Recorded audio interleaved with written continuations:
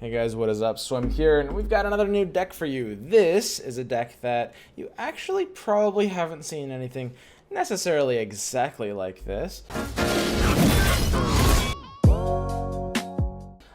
And effectively the idea behind this deck is to play Freljord as well as Demacia, and we are playing a little bit for Fiora. That is a potential bit of a win condition here, and we're doing that by using Freljord's card Brutal Steel, a very, very powerful way to make your unit not take damage. Stalking Wolf, which is also pretty great because of course the Snow Hare is good food for a Fiora to go off, and a couple of buff cards combined with Judgment as a finisher. Now, this is not necessarily the true purpose of this deck. It is one possible win condition given the matchup. The secondary win condition is going to be basically just built around buffs in general. Between Fiora and Braum, we've got two champions that are very, very buff dependent, and we've got some other buffs running around in the deck. So mostly standalone, but if you get a Braum on the board, and if you hit him with a +3/+3, this innocuous little champion becomes a monster.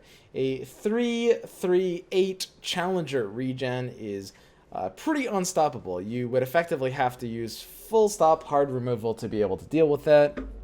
And it's pretty reliable that we can get that going off in the early game with standalone or take heart. This version of the deck currently also runs a couple of Laurent Blade Keepers to keep the buffs churning out, as well as some early pressure tools and some late game finishers that are going to make the opponent play around them, those being back-to-back and detain in this case. So if you want a constantly updated version of the list, I'm going to go ahead and link my Mobalytics version of this as a pinned comment if you want to scroll down to that. I'm going to be updating that one as I go, so check it out, and you might find it has changed one or two cards from this one.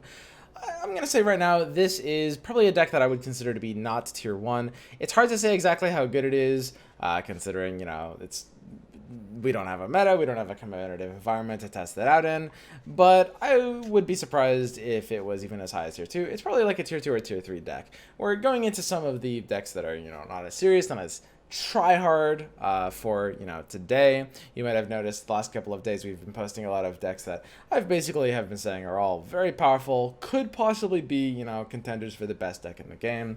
But right now, this is kind of a different way of playing that ends up being fairly powerful. You can get a lot of wins with this, and it feels quite different. Okay, let's talk about the deck build for a little bit before we jump into a game. Basically, the premise here is fairly straightforward. As I was laying out, a really big thing with Fiora is she needs ways of kind of being protected, being babied, being kept alive. Now, I call this the second best Fiora deck, and I will actually show you guys, if you watch my stream on Twitch, you actually already know what the best Fiora deck in my opinion is, and that one is going to be running Ionia, but it's not using most of the barrier cards, which I think is a very, very common trap. That one might be in a video tomorrow. We'll see. But for this one, that's going to be running Braum and Freljord, let's just go ahead and kind of break this down card by card. So Brutal Steel, as I mentioned before, this is just one of the strongest combat tricks in the game, and I think straight up a reason to be in Freljord. Freljord is a region that I would consider to be pretty average, very fair. They're probably, in my opinion, the fourth strongest region. So they're very solid, but Brittle Steel is just straight up one of the best things about it. Being able to effectively reduce something's attack to 0 at 1 mana is super powerful, and even in a deck that's not really running Frostbite, this card is able to find a pretty good amount of value. Elixir of Iron is just a cheap combat trick. It's gonna, you know, be able to give a little bit of health where I might need it in a pinch if my Braum or Fiora get threatened. Omen Hawk, very standard 3 of in pretty much any Freljord deck except maybe some of the control variants. Anything that plays for the early board just gotta be using Omen Hawk. Radiant Strike, standard Demacia trick. We've got a lot of these in this deck just because of how this deck tends to play. Normally you wouldn't run a deck with this many combat tricks, and I think like I might cut down on one, even though this is a deck that does end up using a lot of combat tricks. Standalone and Take are not so much combat tricks because you usually end up using these just proactively as buffs, but I might end up cutting out one if I find something to cut it for as I get into, you know, when I play this deck in the meta and make 1 or 2 minor adjustments. Sentry, you guys know this. I mean, you just run Freljord, you run Sentry. It's enough said. It's that simple.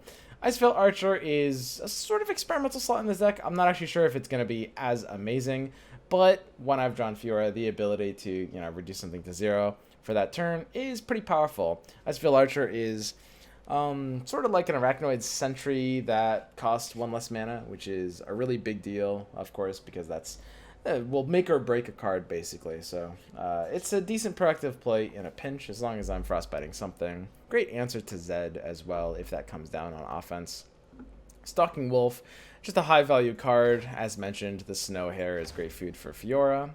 Not really too much to say about Braum. I mean, you guys know Braum. He's a chonker. You're going to be buffing him big, eating the opponent's units all day.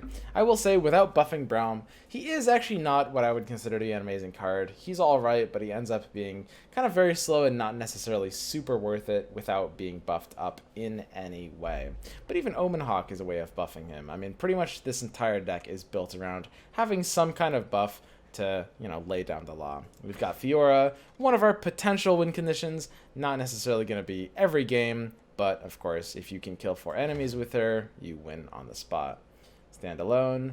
One of the implications of standalone is, depending on your opening hand state, you might play the first few turns a little bit differently. Like, for example, if you have Braum or Fiora plus standalone, you might opt to not play anything the first few rounds, just double pass into Braum or Fiora plus standalone on the same turn, which is very, very powerful when it works. I wouldn't really be worried about standalone feeling too bricked out, though, either, because you can choose when to block. You can usually just sacrifice off your units pretty easily. Like, if you play Omen Hawk turn 1 and then you draw standalone, it's really easy to just block with the Hawk when they take an attack and sacrifice it. Standalone is always going to be something you can pretty much enable for value.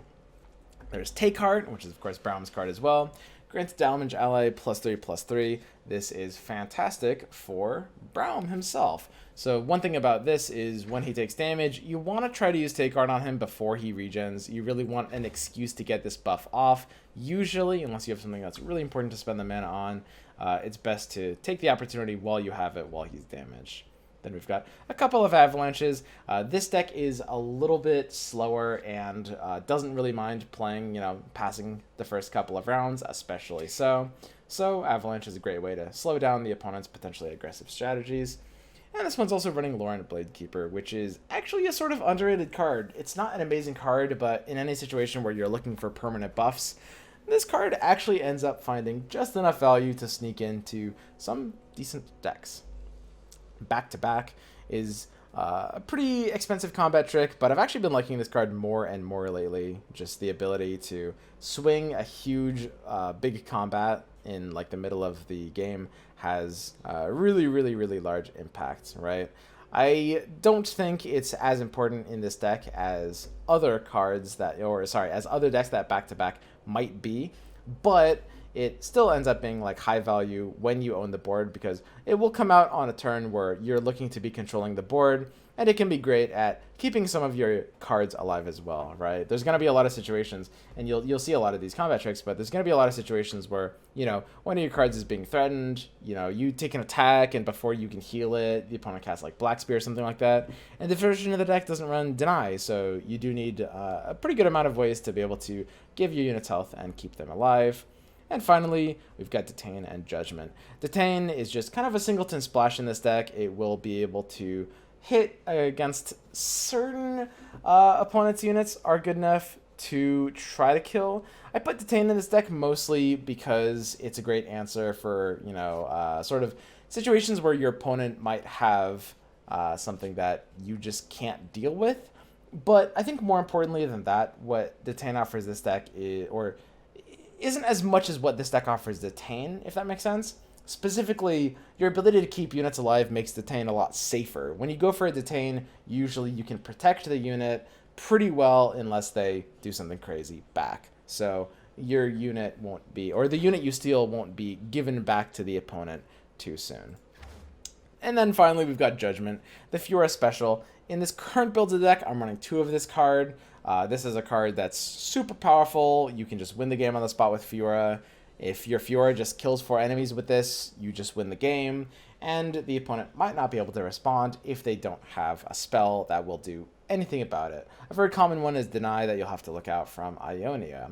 So that's basically it. You're going to want to play Judgment fairly prudently, and what I mean by that is there's going to be a lot of situations where your opponent will have an aggressive opening, and you actually need to intentionally save mana for Judgment, which is a hard habit to get out of. Usually when your opponent owns the board, you're going to be in a situation where your mentality is just trying to spend your mana and stabilize.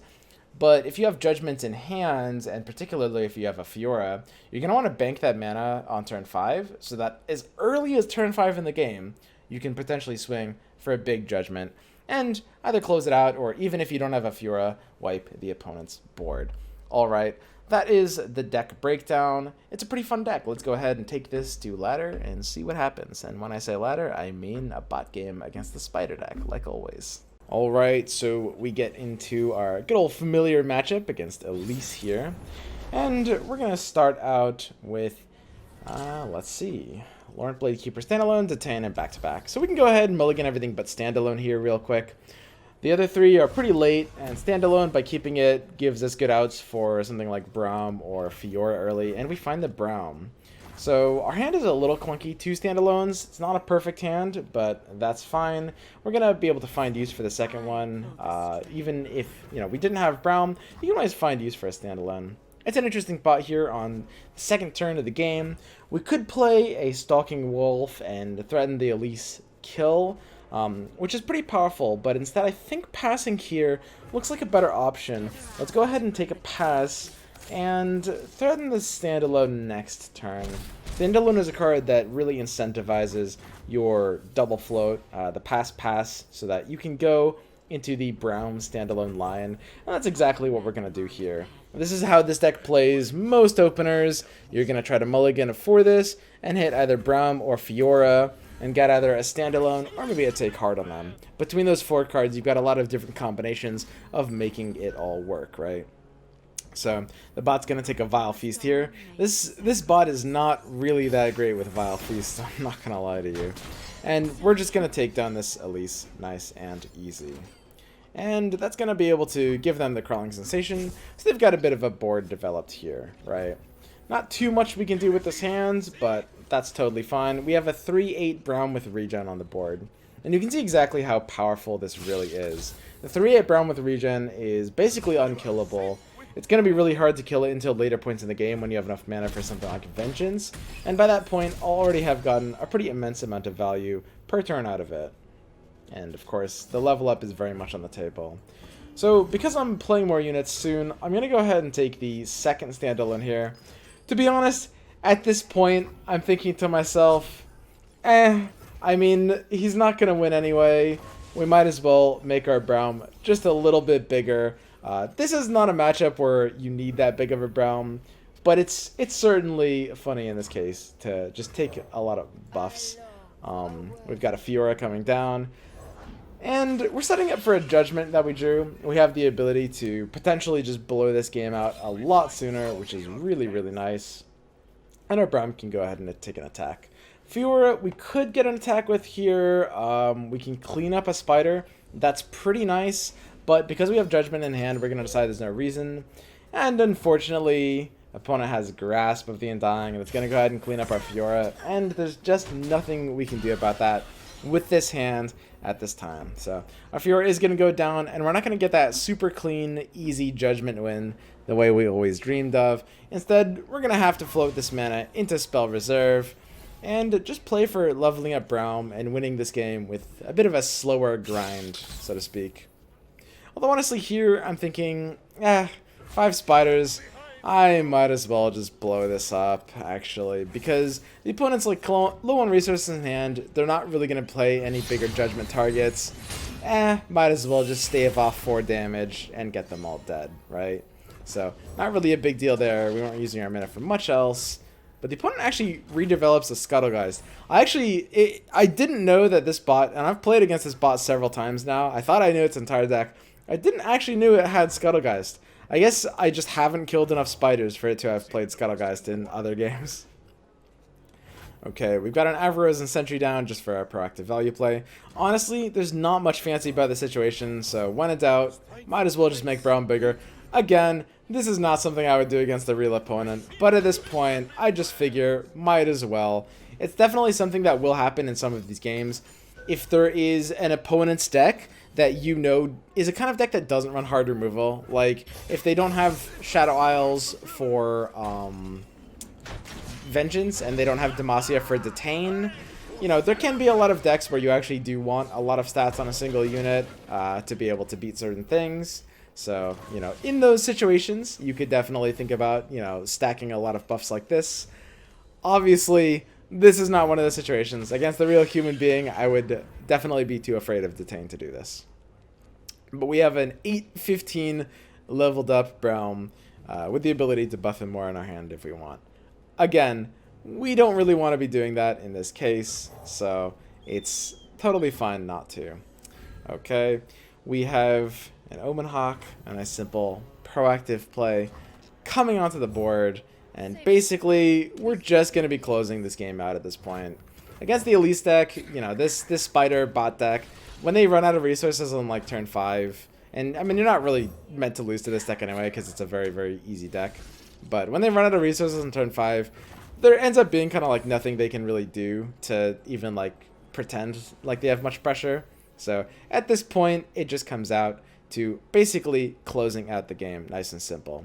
But this was a decent game to showcase. You know, obviously we didn't have a crazy situation. We didn't get like a super flashy Fiora win or anything like that. You know, I don't want to over-represent this deck. Like I said, this isn't a super powerful deck. It's a fun deck that plays a little bit differently, and I'm looking forward to playing Fiora decks in game. Fiora is actually a hero who's a lot, or champion. Sorry, champion.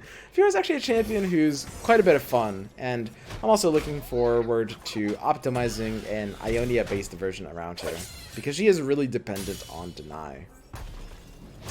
Alright, so this game is basically just going to get cleared out here. I do wish we had, you know, a bigger, flashier finish for Fiora. But yeah, that's basically the deck. You're going to be doing a buff on turn 3. In most situations with the deck, like I mentioned, you're going to have Braum or Fiora on turn 3. You're going to be buffing it with Standalone or, you know, Take Heart. And you're going to snowball out of control in the mid-game. Not necessarily to this degree, but often fairly similar to this, right? If you're a little bit lucky, you can sometimes get a cheeky win with Fiora nice and early. Okay, let's just go ahead and clear this game out here. So we're going to buff our Braum just a little bit more. Why not? The 11-18 Braum. At this point, this is just gratuitous. Okay, so the Spider Bot goes down, and there we have it. That's the kind of like Fiora Braum buff deck. And even without Deny in Ionia, she's able to do quite a lot. Alright. That's going to be it for me this time, and I'll see you guys next time.